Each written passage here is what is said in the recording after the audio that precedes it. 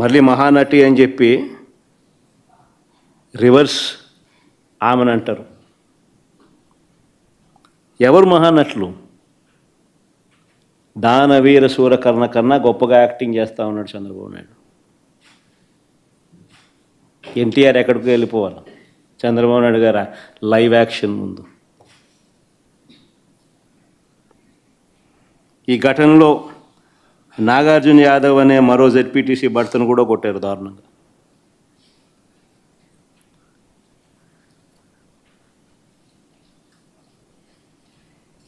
ఆశ్చర్యం ఏమిటంటే ఇంత దారుణంగా హారికను టీడీపీకి చెందిన సేడిస్టులు దాడి చేసినట్టుగా చాలా స్పష్టంగా వీడియోలు కనిపిస్తూ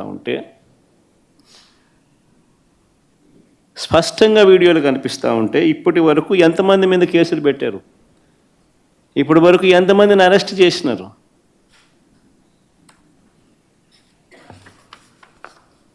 ఎవరిని అరెస్ట్ చేయాల? కారణం ఏంటంటే వీళ్ళే దగ్గర నుండి పంపించినారు, పైనుంచి ఫోన్లు చేసి చెయ్యండి అని చెప్పి వీళ్ళని. ఎందుకంటే 8వ తారీఖున పేరుని నాని ఏదో ఒక సినిమా డైలాగుల గురించి ఏదో మాట్లాడాడట. 11వ తారీఖున ఇది 2 రోజుల తర్వాత 3 రోజుల తర్వాత ప్రోగ్రాము జరుగుతూ ఉంది గుడివాడలో. చంద్రబాబు నాయుడు గారి రీకాలింగ్ చంద్రబాబు మేనిఫెస్టో కార్యక్రమానికి వీళ్ళు అటెండ్ అవుతున్నారు.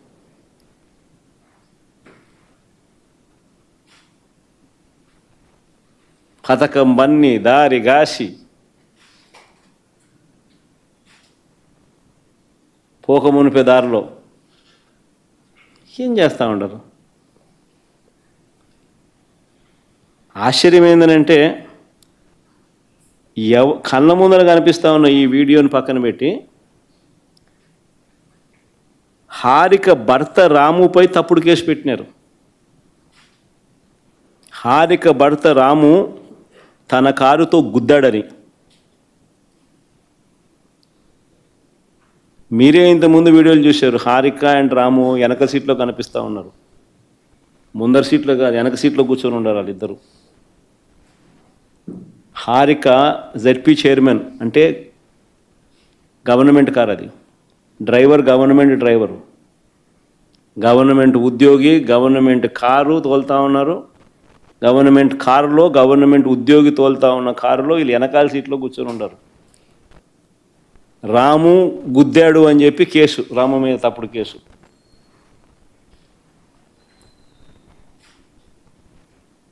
ఒక బీసీ మహిళకు మీరు చేస్తూ ఉన్న గౌరవం ఇదేనా అంటున్నా.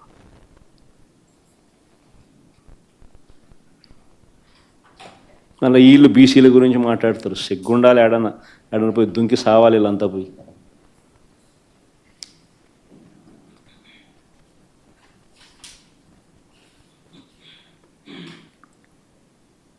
మరుసటి రోజు, ఆ రోజు కాకుండా మళ్ళీ మరుసటి రోజు పేర్ని నాని, ఖైలా అనిల్ కుమార్ సహా పెడనలో సభ పెట్టిన వారందరిపైన మరో కేసు పెట్టినారు. నేను అడుగుతా ఉన్నా, ఎందుకు కేసు పెడతా ఉన్నారు? ప్రజాస్వామ్యంలో ప్రతిపక్ష పార్టీగా క్యాడర్ మీటింగులు పెట్టుకోకూడదా?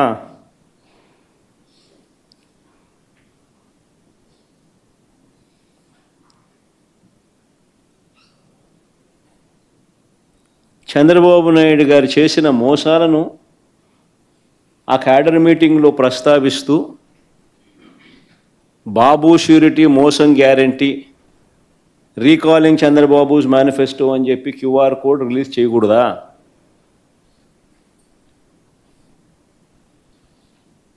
అడుగుతా ఉన్నా. ప్రజాస్వామ్యంలో ఉన్నామా లేమా అని అడుగుతా ఉన్నా.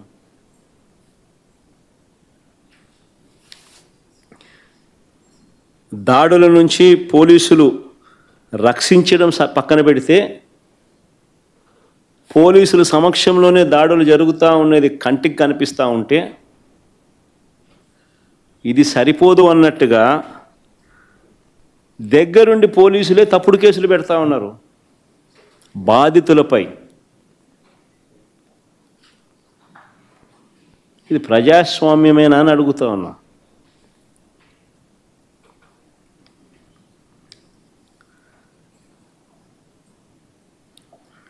చంద్రబాబు నాయుడు గారు చేసే ప్రతి పని కూడా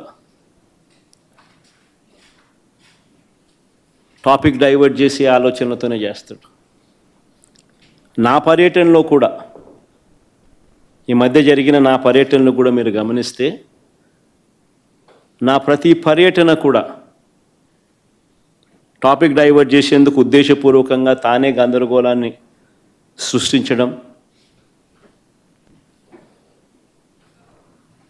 ఉద్రిక్తతలను తానే రెచ్చగొట్టే కార్యక్రమం చేయడం కోసం ప్రయత్నం చేయడం,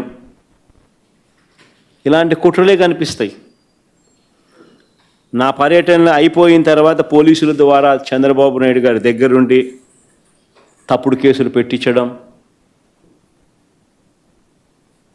ఇవన్నీ కూడా దీనికి ఉదాహరణలే. మిర్చి ధరలు దారుణంగా పడిపోయిన నేపథ్యంలో ఫిబ్రవరి 19వ తారీఖున గుంటూరు మిర్చి యార్డుకి నేను వెళ్ళాను. గత ఏడాది, అంటే మా ప్రభుత్వ హయాంలో గత ఏడాది క్వింటాల్ మిర్చి ధర 21,000 నుంచి